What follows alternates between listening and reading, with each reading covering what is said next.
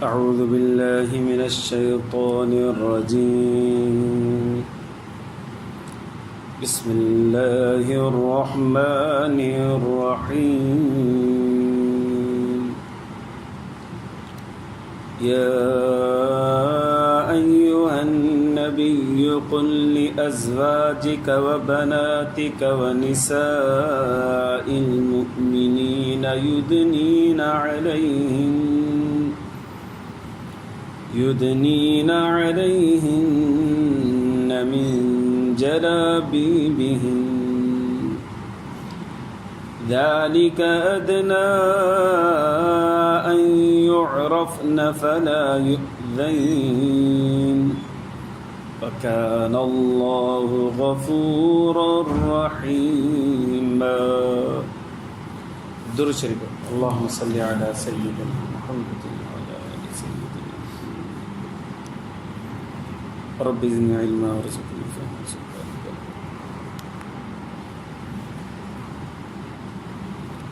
मुझे मुअज़्ज़ज़ मुहतरम मुकर्रम मुजाहिद मुवाहिद भाई और दोस्तों बुजुर्गों,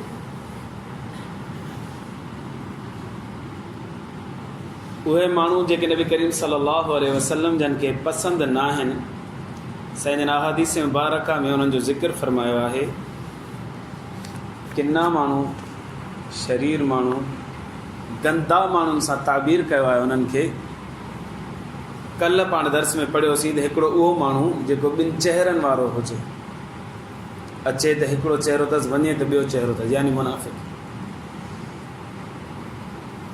ॿियो पाण पढ़ियोसीं फुज़ूल गोई करण वारो, खामखा में घणो ॻाल्हाइण वारो, पोइ ॻाल्हाईंदे मुंहुं फाड़े करे बि ॻाल्हाए ऐं तकबुराना लहजे में ॻाल्हाए ऐं फुज़ूल ॻाल्हाए। इहो माण्हू बि नबी करीम सल्लल्लाहु अलैहि वसल्लम जन खे पसंदि। अॼु जो जेको पाण पढ़ंदासीं नापसंदीदा माण्हू, उहा हिकु औरत आहे। नबी करीम सल्लल्लाहु अलैहि वसल्लम ने इरशाद फरमायो,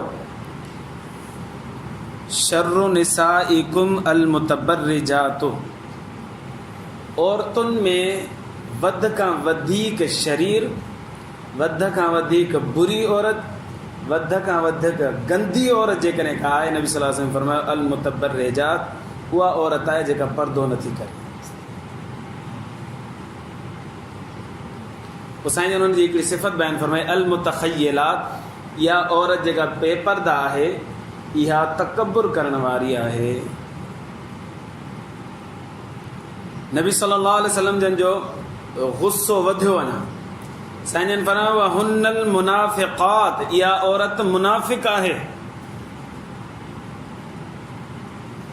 अल्लाह जे रसूल सल्लल्लाहु अलैहि वसल्लम जो अञा गुस्सो वधियो बेपर्दा औरत जे बारे में। साईं जन फरमायो ला यदखुलुल जन्नत मिनहुन्न इल्ला मिथलल गुराबिल अअसम, इहा औरत हिकिड़ो कां थींदो आहे अरब जे अंदरि, जंहिंजी ॻाढ़ी चूंब थींदी या ॻाढ़ा पेर थींदा। साईं जन फरमायो उन कांव जेतिरो बि जन्नत में दाख़िल कोन थींदी। हाणे उहो हेतिरो हुजे हेतिरो हुजे हेतिरो हुजे, एतिरो टुकड़ो बि हू जन्नत में औरत दाख़िल कोन थींदी जेका औरत बेपर्दा थी करे निकिरे थी। अंदाज़ो लॻायो असांजे माशरे में बेपर्दगी खे न मर्द बुरो सम्झे थो, न औरत बुरो सम्झे थी।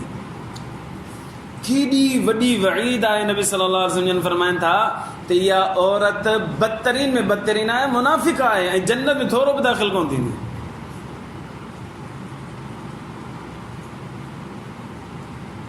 शुरू इस्लाम में पर्दो जेको आहे उहो न हो। नबी करीम सल्लल्लाहु अलैहि वसल्लम जन जी घरवारी पंहिंजे माइटनि जे घर वञे पई। हज़रत उमर बिन ख़त्ताब रज़ी अल्लाह अन्हु रस्ते ते बीठा हुजनि, ॾिठो त अल्लाह जे रसूल सल्लल्लाहु अलैहि वसल्लम जी घरवारी केॾांहुं वञे थी पई ऐं उन महिल औरतुनि सां ॻाल्हाइण बि माना मायूब न सम्झो वेंदो, बुरो न सम्झो वेंदो। पाण करीम सल्लल्लाहु अलैहि वसल्लम जन जी घरवारी मथां रो ॾेई करे ऐं नज़ुल झुकाए करे वञे पई पंहिंजे माइटनि ॾे, त नबी सल्लल्लाहु अलैहि वसल्लम जो साहबी हज़रत उमर बिन ख़त्ताब रज़ी अल्लाह अन्हु रस्ते ते बीठो हुजे। उन ॾिठो त नबी साईं जी घरवारी वञे पई, फरमाए तो उम्मी इरजिई इला बैतिक, अम्मा घर हल वापसि। घर वारी नबी सल्लल्लाहु अलैहि वसल्लम जी ऐं ॻाल्हि न वणी हज़रत उमर बिन ख़त्ताब रज़ियल्लाहु अन्हु फरमाया उम्मी इरजी इला बैतिक, अम्मा मूंखे सुठो नथो लॻे तूं घर वञ। ऐं कुझु वक़्तु पहिरीं हज़रत उमर बिन ख़त्ताब रज़ियल्लाहु ताला अन्हु नबी सल्लल्लाहु अलैहि वसल्लम जन खे अची अर्ज़ु कयो हो, अल्लाह जे रसूल सल्लल्लाहु अलैहि वसल्लम तव्हां ॾे माण्हू अचनि था पिया, पर्दे जो अञा हुकुम नाज़िल कोन थियो न, तव्हां ॾे माण्हू अचनि था पिया, पोइ के नेक आहिनि के बुरा आहिनि, तव्हांजूं घरवारियूं तव्हां सां गॾु वेठियूं आहिनि, घर में ई मर्द बि अचनि था ऐं तव्हां सां ॻाल्हाइनि था, महिरबानी कयो साईं पर्दे जो हुकुम नाज़िल कयो, हुकुम फरमायो। तव्हांजी औरतुनि में को मर्द धारियो अची करे न वेहे। नबी सल्लल्लाहु अलैहि वसल्लम जन उन जी ॻाल्हि खे दरगुज़र फरमाए छॾियो। बाद में ही वाक़ियो पेश आयो, हज़रत उमर बिन ख़त्ताब ॾिठो अम्मा सगोरी अचे पई, पर उम्मी इला इरजी इला बैत, अम्मा घर वञ वापसि वञ घर। इहो जो फरमाइनि त बीबी सगोरी वापसि घर हली, घर वई वञी करे सिधो नबी सल्लल्लाहु अलैहि वसल्लम खे दान ॾिनो। मां वञा पई माइटनि ॾे, मथे ते रो हुयो, नज़रूं झुकियूं पयूं हुयूं, इज़त सां वञा पई, उमर रस्ते में मिलियो, मूंखे चई हल घर साईं, मूंखे घर मोटाए ॾिनी, हल अम्मा घर हल। नबी सल्लल्लाहु अलैहि वसल्लम हज़रत उमर खे तलब फरमायो। उमर बिन ख़त्ताब रज़ियल्लाहु ताला अन्हु जीअं आया ऐं फरमाया उमर पंहिंजे माइटनि ॾे पई वञे, अदब ऐं एतिराम सां वञे पई, नज़रूं झुकाए वञे पई, तो छो मना कयोसि त वापसि घर हल। हज़रत उमर जवाबु न ॾिनो, अलाह सां जवाबु ॾिनो। सूरत अहज़ाब जी आयत नाज़िल थी। आयत छा आहे? आयत या अय्युहन नबिय्यु क़ुल लिअज़वाजिक व बनातिक व निसाइल मुमिनीन, ए मोहम्मद सल्लल्लाहु अलैहि वसल्लम पंहिंजी घर वारनि खे चओ, पंहिंजी न्याणियुनि खे बि चओ ऐं मोमिननि जी घर वारनि खे बि चओ, युदनीन अलैहिन मिन जलाबीबिहिन। उमर खां जवाबु न वठि, जवाबु मां थो ॾियां। उमर इन करे चयो जो उमर जी गैरत बर्दाश्त न पई करे, जो असांजी औरतुनि खे धारियो मर्द ॾिसे, इन करे उमर जो रब बि बर्दाश्त नथो करे त असांजी मोमिन औरतुनि खे को गैर मुस्लिम ॾिसे, लिहाज़ा हिन खे पर्दे जो हुकुम ॾियो। युदनीन अलैहिन मिन जलाबीबिहिन, वॾी चादर पंहिंजे चेहरे ते विझनि ऐं पंहिंजे जिस्म खे ढकनि, निकिरनि त ज़रूरत जे वक़्तु निकिरनि, न त न निकिरनि घर मां। त अब्दुल्ला बिन अब्बास रज़ियल्लाहु ताला खां पुछियो वियो, साईं युदनीन अलैहिन मिन जलाबीबिहिन, इहा चादर पारे त ॾेखारियो, ही कीअं ॿधबी? फरमाया वॾी चादर वठो, सॼे जिस्म खे ईअं ढकियो ऐं हिकिड़ी अखि हीअं औरत कढे जंहिंसां हुनखे रस्तो नज़र अचे, बसि बाक़ी सॼो जिस्म हुनजो ढकियलु हुजे। इहो मतिलबु आहे युदनीन अलैहिन मिन जलाबीबिहिन। इन खां बाद में शरीयत मुतहरा पाबंदी हणी छॾी त औरत घर मां ॿाहिरि न निकिरे, निकिरे त सिर्फ़ु ऐं सिर्फ़ु पर्दो करे निकिरे, न त हिन खां अलावा इजाज़त न आहे। पोइ हिकु जॻह ते अलाह से कलाम मुक़द्दस में तानो ॾींदे फरमायो औरतुनि खे, वला तबर्रजन तबर्रुजल जाहिलियतिल ऊला, ए औरतो तव्हां ईअं घर मां न निकिरो जीअं ज़माने जाहिलियत में औरतूं ॿाहिरि घर निकिरंदियूं, घर मां ॿाहिरि निकिरंदियूं, बेपर्दा थी करे निकिरंदियूं, तकबुराना निकिरंदियूं ऐं निकिरंदियूं था त मर्द असांखे ॾिसनि ऐं कंहिं बि क़िस्म जे पर्दे जो इस्तेमालु कोन कंदियूं हुयूं। अलाह साईं फरमायो तव्हां ईअं न कयो, हू ज़मानो जाहिलियत, हाणे इस्लाम अची चुको आहे, हाणे तव्हां पर्दो कयो। पर्दे जे बारे में हिकिड़ी आयत इहा आहे, पर्दे जे बारे में हिकिड़ी ॿी आयत आहे, उनजी शान नुज़ूली आहे। नबी करीम सल्लल्लाहु अलैहि वसल्लम बीबी ज़ैनब बिन्त जहश सां निकाह फरमायो। अल्लाह जे रसूल सल्लल्लाहु अलैहि वसल्लम जन रुख़सती करे पंहिंजे हुजरे मुबारक में वठी आया बीबी ज़ैनब बिन्त जहश रज़ियल्लाहु अन्हा। बीबी उम्मे सुलैम रज़ियल्लाहु ताला अन्हा हज़रत अनस बिन मालिक जी वालदा मोहतरमा हुई, नबी सल्लल्लाहु अलैहि वसल्लम सां ॾाढी मोहबत कंदी हुई। उन छा कयो जो उन खजियूं, देसी गिह ऐं पनीर उनखे मिलाए सलाह लाइ कीअं पचाई, हिकिड़ी डिश तयारु कई। उहा डिश तयारु करे नबी सल्लल्लाहु अलैहि वसल्लम वॾी तयारु कई, तयारु करे नबी सल्लल्लाहु अलैहि वसल्लम खे तोहफ़तन पुट खे चई, अनस रज़ियल्लाहु अन्हु खे चई त हीअ वटि खणी वञी नबी सल्लल्लाहु अलैहि वसल्लम खे पेश कर, त मुंहिंजा सलाम बि चई ऐं अर्ज़ु कई साईं मुंहिंजी तरफ़ां तोहफ़ो क़बूल फरमायो। खजूर, गिह ऐं पनीर उन सां हिकिड़ी डिश तयारु कई वई। हज़रत अनस बिन मालिक रज़ियल्लाहु अन्हु इहो सॼो डिश खणी करे नबी करीम सल्लल्लाहु अलैहि वसल्लम जे साम्हूं रखियो ऐं फरमाए साईं अम्मा मुंहिंजा सलाम थी ॾियां खे, ऐं फरमाए थी पई त मुंहिंजी तरफ़ां नंढड़ो हिकिड़ो तोहफ़ो आहे तव्हांजी शादी ते, तव्हां क़बूल फरमायो। शादी में तोहफ़ो ॾियो, सुन्नत आहे तोहफ़ो हुई, पूए खां एहतियात कयो. पूओ सुनत न आहे. पूओ हिकिड़ी ख़राबु रस्म बि आहे ऐं घटि वधि ॾिबो त सूद बि थी वेंदो. अलाह जी पनाह, अलाह जी पनाह. बीबी उम्मे सुलैम रज़ियल्लाहु अन्हा तोहफ़े तौरु ॾिनो. नबी करीम सल्लल्लाहु अलैहि वसल्लम ॾिठो त हाणे हिते इलाही आहे. हज़रत अनस खे फरमायो वञ फलाणा फलाणा फलाणा फलाणनि खे सॾु कर त हुननि जी दावत आहे मूं वटि, ऐं जेको तोखे रस्ते ते मिले न उनखे बि दावत ॾे. त अॼु नबी करीम सल्लल्लाहु अलैहि वसल्लम जी दावत. हज़रत अनस बिन मालिक रज़ियल्लाहु अन्हु वियो, जेको रस्ते ते मिलेसि उनखे बि दावत पियो ॾे, ऐं नबी सल्लल्लाहु अलैहि वसल्लम जिन जा नाला खयां उन्हनि खे वञी दर दर ते सभिनि खे दावत ॾेई आयो. सभु माण्हू जमा थिया. माण्हू खे पुछियो अनस बिन मालिक रज़ियल्लाहु अन्हु तो घणनि माण्हुनि खे दावत ॾिनी टोटल? चई मूं 300 माण्हुनि खे दावत ॾिनी. हिकिड़नि जा नाला नबी साईं खयां, पोइ 10 खयां या 20 खयां या 30 खयां, पर मूंखे जेको मिले पियो साईं जन फरमायो मिले त उनखे बि दावत ॾिजां. उहो मूं ॾींदो त 300 माण्हुनि खे मूं दावत ॾिनी. माण्हू नबी सल्लल्लाहु अलैहि वसल्लम जन जे हुजरे में जमा थिया ऐं नबी सल्लल्लाहु अलैहि वसल्लम जन जी मस्जिद में जमा थिया. मस्जिद बि नंढड़ी, हुजरो बि नंढड़ो, ऐं साॻे हुजरे में नबी सल्लल्लाहु अलैहि वसल्लम जी नई ताज़ी परिणियल कुंवार बीबी ज़ैनब बिन्त जहश रज़ियल्लाहु अन्हा बि वेठी हुई, ऐं पर्दे जो हुकुम नाज़िल कोन थियो. पर वीचारी शर्म खां मथां चादर ॾिनल ऐं भितरां मुंहुं करे वेठी हुई. नबी सल्लल्लाहु अलैहि वसल्लम फरमायो 10 जी टोली कयो. 10 जी टोली कंदा विया. नबी सल्लल्लाहु अलैहि वसल्लम उन मंझां इहा जेका डिश तयारु करे बीबी उम्मे सुलैम मोकिली उन मां खाराईंदा. 10 हिकिड़ा, 10 ॿिया, 10 टियां, 10 चोथां, 10 पंजां, आहिस्ता आहिस्ता खाईंदा विया 300 जा 300 फारिग थी विया. नबी सल्लल्लाहु अलैहि वसल्लम फरमायो अनस हिनखे खण. हज़रत अनस बिन मालिक रज़ियल्लाहु अन्हु फरमाए थो एतिरो ई ॻोरो हो जेतिरो मां खणी आयो हुउसि. माना खुटो ई कोन. अलाह सां हुन में बरकत थी रखी जो 300 माण्हू खाई विया हुआ, पर ओड़ो जो ओड़ो भरियो पियो. वरी साईं जन फरमाए त माण्हू में विराए छॾियो. हाणे माण्हू खाई करे वञनि न पिया. इलाही माण्हू वेठा ई रहिया. कुझु नबी साईं जे हुजरे में जंहिंमें नबी साईं जन जी कुंवार वेठी हुजे, कुझु मस्जिद नबी में. मस्जिद में वेठा हुजनि उहो त ख़ैरु आहे, पर हाणे जेके हुजरे में वेठा आहिनि इहो त ईज़ा ॾींदड़ आहे, तकलीफ़ ॾींदड़ आहे. पर्दे जो हुकुम अञा नाज़िल कोन थियो. नबी सल्लल्लाहु अलैहि वसल्लम हाणे कीअं चवनि उन्हनि खे वाह वञो बसि देरि थी वई आहे, तव्हां पंहिंजे घर वञो. उहे वेठा रहिया. बिलाख़िर एतिरी देरि थी वई जो नबी सल्लल्लाहु अलैहि वसल्लम पाण कमरे मां उथी करे ॿाहिरि हलिया. ॿाहिरि विया ऐं वञी करे पंहिंजे ॿियनि घर वारनि खे मिली आया, उन्हनि खे सलाम करे आया. वरी जो अची मोटियां त साईं जन ख़्यालु घुमान फरमाए शायदि हलिया विया हूंदा. वरी जो अचंदा अञा ते वेठा आहिनि. हाणे हुननि महसूसु कयो शायदि नबी सल्लल्लाहु अलैहि वसल्लम खे नागवार गुज़रियो, इलाही देरि थी वई आहे. बसि हिक ॿिए खे इशारो कयो उथो बाबा उथो. हीअ घर मां निकिरी जीअं ॿाहिरि निकिता पिया आहिनि क़ुर शरीफ़ जी आयत नाज़िल थी. उन में इहो ई हुकुम आहे त कंहिंजे घर में बग़ैर इजाज़त जे घणी देरि ताईं न वियो, फज़ूल ॻाल्हियूं न कयो. जेकॾहिं केरु दावत ॾिए थो त दावत खाई करे जल्दी ॿाहिरि हलिया. उन में गॾोगॾु अच्छा उन में पर्दे जो बि हुकुम आहे त पर्दो बि करायो.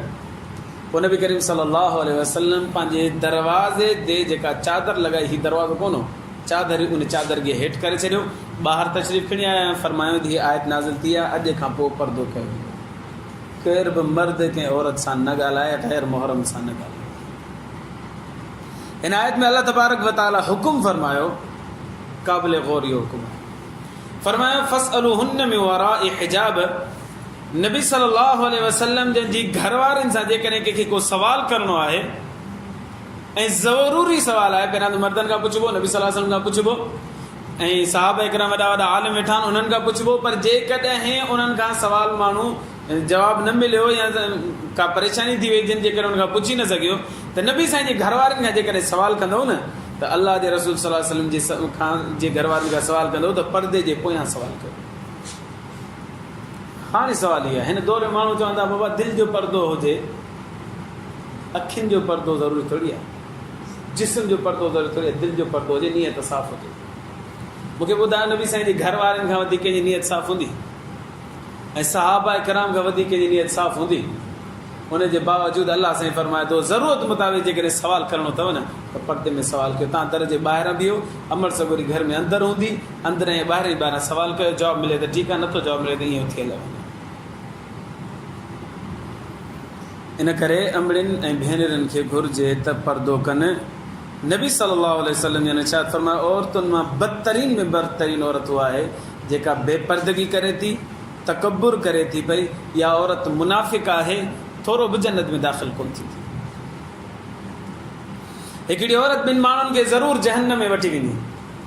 हिकु औरत ॿिनि माण्हुनि खे ज़रूरु जहन्नम में वठी वेंदी। उहा औरत जेका बेपर्दा आहे। नंबर 1, या त पीउ खे वठी वेंदी जहन्नम में, या मुड़ुस खे वठी वेंदी। शादी न अथसि थियल ऐं बेपर्दा ज़िंदगी गुज़ारे थी पई त पीउ खे जहन्नम में वठी वेंदी। शादी थियल अथसि त बेपर्दा ज़िंदगी गुज़ारे थी त मुड़ुस खे जहन्नम में वठी वेंदी। पीउ जो कमु आहे त न्याणी खे पर्दो कराए, मुड़ुस जो कमु आहे त ज़ाल खे पर्दो कराए। इन्हनि जे सम्झाइण जे बावजूदि, सख़्ती जे बावजूदि जेकॾहिं उहो पर्दो नथी करे त पोइ हू ॼाणे, हुनजो रब ॼाणे। पर जेकॾहिं मुड़ुस बि राज़ी आहे त भले बेपर्दा रहे ऐं मां हुनखे सम्झाईंदुसि कोन, मां हुनखे चवंदुसि कोन, या पीउ बि राज़ी आहे त भले बेपर्दा रहे, मां सम्झाईंदुसि कोन, ठीकु आहे, ख़ैरु आहे, अखियुनि जो पर्दो ज़रूरी न आहे, दिलि जो पर्दो हुजणु ज़रूरी आहे, नियत साफ़ हुजणु ज़रूरी आहे। त इहो मर्द गॾो गॾु ज़ाल सां जहन्नम में वेंदो। औरत त पकी जहन्नम में वेंदी, नबी साईं फरमाए थो पियो, पर हुनजो मुड़ुस ऐं हुनजो पीउ बि गॾो गॾु जहन्नम में वेंदो। अल्लाह याज़ बिल्लाहि ताला। ऐं ख़्यालु करणु घुरिजे ट्यूशन पढ़ाइण वारो जेको मौली साहिबु अचे थो पियो, या ट्यूशन पढ़ाइण वारो जेको स्कूल वारो अचे थो पियो, पंहिंजी नौजवान न्याणी हुनजे साम्हूं बेपर्दा करे न विहारियो। भले मौली साहिबु हुजे, हाफ़िज़ हुजे, आलिम हुजे, उन साम्हूं बि न विहारियो। ऐं भले टीचर हुजे हुनजी क्लास में वारो, उनखे बि न विहारियो। न क़ुरान बेपर्दगी सां पढ़णो आहे, न वरी असली तालीम बेपर्दगी सां ॾियणो। इन करे कंहिं अलाह वारे चयो त पढ़ाइण वारो हसन बसरी हुजे, पढ़ण वारी राबिया बसरिया हुजे, जेको पढ़नि उहो क़ुरान हुजे, जिथे पढ़नि उहो काबतुल्लाह हुजे, पोइ बि इन्हनि खे पढ़णु जाइज़ कोन्हे। पढ़ाइण वारो हसन बसरी जहिड़ो जलीलुल क़दर ताबई सैयदना अलीउल मुर्तज़ा रज़ियल्लाहु ताला अन्हु जो शागिर्द, ऐं एॾो वॾो अलाह वारो जिन मिसालूं अॼुकल्ह असां हिक ॿिए जे दरमियान में ज़िक्र कंदा आहियूं। राबिया बसरिया जो नालो खणण सां मुंहिंजी कैफ़ियत अजीब थी वेंदी आहे। एॾी वॾी बुज़ुर्गानी, हुनजी ज़िंदगी मूं थोरी पढ़ी, मुंहिंजे दिमाग़ जा 12 तबक़ खुली विया। एॾी वॾी अॼावाणी अलाह वारी। ऐं पढ़े न छा, ही क़ुरान शरीफ़ पढ़नि बि किथे विच काबतुल्लाह में पढ़नि त बि जाइज़ कोन्हे। इन करे पंहिंजी न्याणियुनि खे ग़ैर मुहर्रम उस्ताद वटि न छॾियो। उस्ताद हाफ़िज़ हुजे, आलिम हुजे, त बि न छॾियोसि। उस्ताद स्कूल जो हुनजो टीचर हुजे या ट्यूशन पढ़ाइण वारो अचे, उहो न छॾियो। ऐं ख़ैर जे दौर में पर्दे जो हुकुम नाज़िल थियो आहे। नबी सल्लल्लाहु अलैहि वसल्लम पंहिंजी न्याणियुनि खे पर्दो करायो ऐं पंहिंजे घरवारनि खे बि पर्दो करायो। ईमान वारनि पंहिंजी घरवारनि ऐं न्याणियुनि खे पर्दो करायो। असां शर जे दौर में पंहिंजी न्याणियुनि खे पर्दो न कराईंदासीं, फितना त ज़रूरु थींदा न। हदीस में बार में तो जेका औरत बेपर्दा थी करे ॿाहिरि निकिरे थी न, अल्लाह जी लानत हुनजे मथां वसे थी। अंदाज़ो लॻायो, नबी सल्लल्लाहु अलैहि वसल्लम ने इरशाद फरमायो, औरत जी बहितरीन निमाज़ हुनजे घर में आहे। सहन खां वधीक विरांडे में बहितर निमाज़ आहे, विरांडे खां वधीक कमरे में बहितरीन निमाज़ आहे, कमरे खां वधीक अञा नंढड़ो को कमरो हुजे, कारी बुयूत हिन नबी सल्लल्लाहु अलैहि वसल्लम फरमायो, सफ़ा नंढड़ो को कमरो हुजे या कुंटो हुजे, उते निमाज़ पढ़ी आहे वधीक बहितर आहे। निमाज़ पढ़ण जे लाइ हुनखे जेतिरो अंदरि घर में निमाज़ पढ़ंदी वधीक बहितर आहे। ऐं औरत वरी बेपर्दा थी करे ॿाहिरि निकिरे, इहो कॾहिं बहितर थी सघे थो पियो। नबी सल्लल्लाहु अलैहि वसल्लम ने फरमाया, शर्रु निसाइकुम अल मुतबर्रिजातु, औरतुनि में बदतरीन औरत उहा आहे जेका बेपर्दा थी करे हले थी पई ऐं तकब्बुर करे थी पई। ऐं हुन्नल मुनाफ़िक़ातु, या औरत मुनाफ़िक़ आहे। ला यदखुलुल जन्नत, या औरत जन्नत में थोरो बि दाख़िल कोन थी। औरतूं ही ॿुधनि कोन थियूं, न बयानात जे लाइ हुननि जो को इंतज़ाम थिए थो पियो, न हुननि जे लाइ दावत तबलीग जो एतिरो फैलियल कमु आहे। इन करे तव्हां ई असांजो कमु आहे त हुन अमड़ियुनि न्याणियुनि भेनरुनि खे सम्झायूं, उन्हनि ते ॻाल्हियूं पुॼायूं। अल्लाह खां दुआ आहे अल्लाह ईमान जी ज़िंदगी ईमान ते मौत नसीब फरमाए। आख़िर दावाना अनिल हम्दुलिल्लाह।